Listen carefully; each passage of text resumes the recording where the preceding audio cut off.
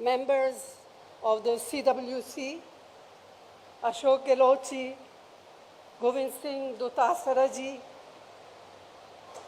friends and colleagues who have come from different parts of the country, I would like to add my welcome to you too. इसको थोड़ा पीछे करना.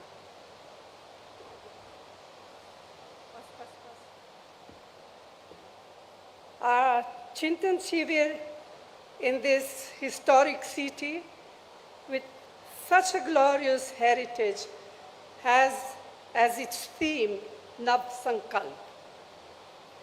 It gives us an opportunity to discuss amongst ourselves the numerous challenges that the country is facing as a result of the policies of the BJP and of the RSS and its affiliates.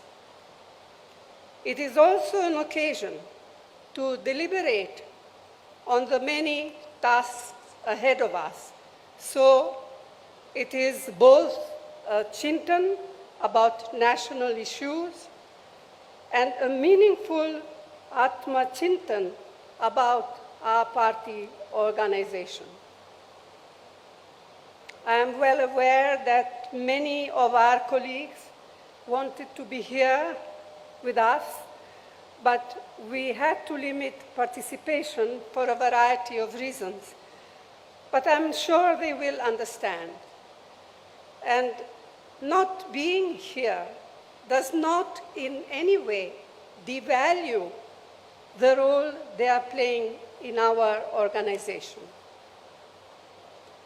Friends, by now it has become abundantly and most painfully clear what Prime Minister Modi and his colleagues really mean by their frequently repeated slogan, maximum governance, minimum government. It means keeping the country in a state of permanent polarization, compelling people to live in a constant state of fear and insecurity. It means viciously targeting, victimizing, and often brutalizing minorities who are an integral part of our society and are equal citizens of our republic. It means using our society's age-old pluralities to divide us and subverting the carefully nurtured idea of unity in diversity. It means threatening and intimidating political opponents, maligning their reputation, jailing them on flimsy pretext, misusing investigative agencies against them. It means eroding the independence and professionalism of all institutions of democracy. It means the wholesale reinvention of history, the constant denigration of our leaders, especially Jawaharlal Nehru, and the systematic moves to distort, deny, and destroy their contributions, their achievements, and their sacrifices. It means glorifying the killers of Mahatma Gandhi and their ideologues. It means the blatant undermining of the principles and provisions of our nation's constitution, of its pillars of justice, liberty, equality, fraternity, and secularism. It means turning a blind eye to continued atrocities across the country on weaker sections, especially Dalits, Adivasis, and women.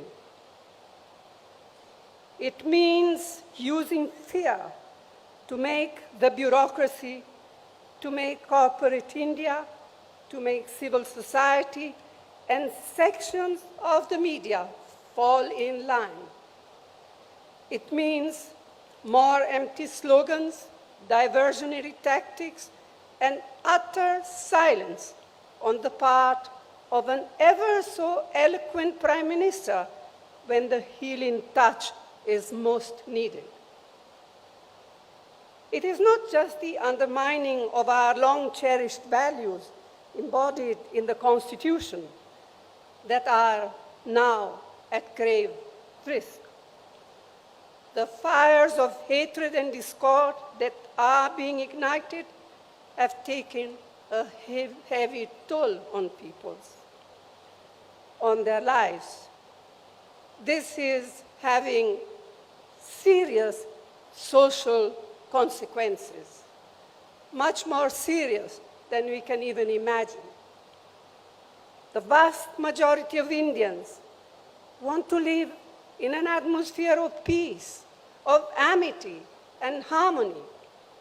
The BJP, its cohorts and surrogates, want to keep people in a state of perpetual frenzy and conflict. They constantly provoke, instigate, and inflame. We have to combat this growing virus of divisiveness that is being maliciously and mischievously spread. This we must do at all costs.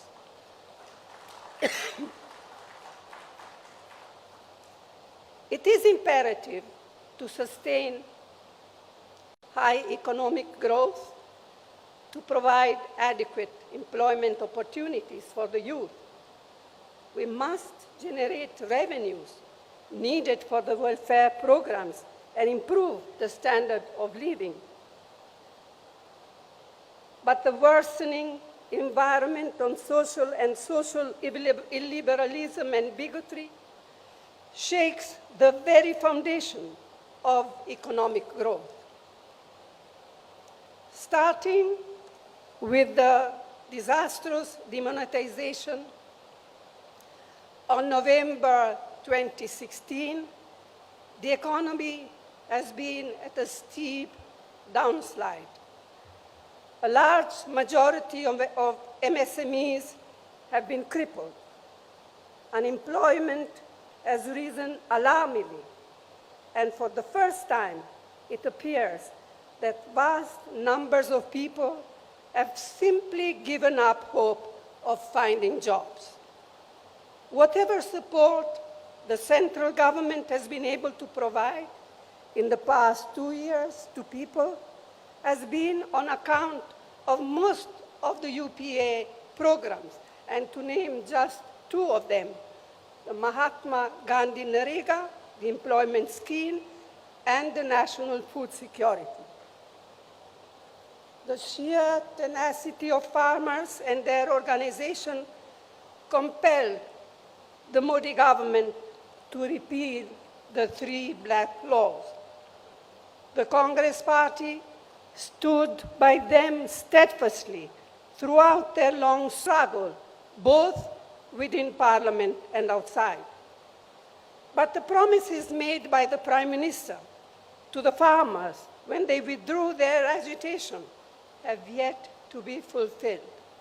Meanwhile, it looks as if procurement of wheat this year will fall steeply, threatening the very foundations of our national security, food security program. Prices of essential items of mass communication, of mass consumption, like cooking gas, cooking oil, pulses, vegetables, fertilizers, petrol, and diesel, continue their upward march, placing an intolerable burden on crores of families. Public sector companies built up with such careful planning with economic and social objectives in mind by earlier Congress government are now being privatized with a vengeance and to a chosen few. This will have disastrous consequences. Among other things, this means that one avenue for assured employment for scheduled castes and scheduled tribes will get totally closed. अब मैं कुछ बातें हिंदी में कहना चाहूँगी। तो साथियों, हमारे इस महान और सशक्त संगठन से समय समय पर अपने लचीलेपन को दर्शाने की उम्मीद की जाती रही है और हर बार हमारे संगठन ने असरदार तरीके से अपनी प्रतिक्रिया दर्शाई है। एक बार फिर हमसे यह उम्मीद की जा रही है कि हम अपना साहस, हौसला और समर्पण की भावना का परिचय दें। लेकिन आज जो हमारे संगठन के सामने परिस्थितियां उत्पन्न हुई है, वे अभूतपूर्व है। असाधारण परिस्थितियों का मुकाबला असाधारण तरीके से ही किया जा सकता है, इस बात के प्रति मैं पूरी सचेत हूँ। हर संगठन को न केवल जीवित रहने के लिए बल्कि बढ़ने के लिए भी समय समय पर अपने अंदर परिवर्तन लाने होते हैं। हमें सुधारों की सख्त ज़रूरत है। रणनीति में बदलाव, ढांचागत सुधार और रोज़ाना काम करने के तरीके में परिवर्तन। एक तरह से यह सबसे बुनियादी मुद्दा है, लेकिन मैं ये भी जोर देकर कहना चाहती हूँ कि हमारा पुनरुत्थान सिर्फ विशाल सामूहिक प्रयासों से ही हो पाएगा और वो विशाल सामूहिक प्रयास ना टाले जा सकते हैं, न ही टाले जाएंगे। यह शिविर इस लंबे सफर में एक प्रभावशाली कदम है। हमारे लंबे और सुनहरे इतिहास में आज एक ऐसा समय आया है जब हमें अपनी निजी आकांक्षाओं को संगठन के हितों के अधीन रखना होगा। पार्टी ने हम सभी को बहुत कुछ दिया है। अब समय है कर्ज उतारने का।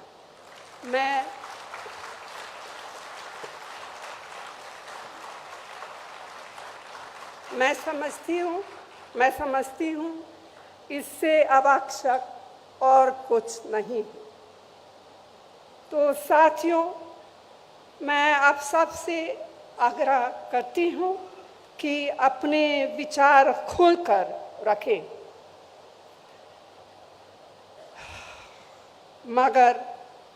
मगर बाहर सिर्फ एक ही संदेश जाना चाहिए: संगठन की मजबूती, दृढ़ निश्चय और एकता का संदेश। यह निश्चय बरकरार रखना होगा। हाल में मिली नाकामयाबियों से हम बेखबर नहीं हैं, न ही हम बेखबर है उस संघर्ष से या उस संघर्ष की कठिनाइयों से जिसे हमें करना है और जीतना है। लोगों की हमसे जो उम्मीदें हैं उनसे हम अनजान नहीं हैं। व्यक्तिगत और सामूहिक रूप से यह प्रण लेने के लिए हम एकत्रित हुए हैं। हम देश की राजनीति में अपनी पार्टी को फिर से उसी भूमिका में लाएंगे जो भूमिका पार्टी ने सदैव निभाई है और जिस भूमिका की उम्मीद इन बिगड़ते हुए हालातों में देश की जनता हमसे करती है। हम यहाँ पूरी विनम्रता के साथ आत्मा निरीक्षण तो कर रहे हैं, लेकिन आज हम तय करें कि जब हम यहाँ से निकलेंगे तो हम एक नए आत्मविश्वास, एक नई ऊर्जा के साथ और एक नई प्रतिबद्धता से प्रेरित होकर निकलेंगे। आप सबको बहुत बहुत धन्यवाद। जय हिंद।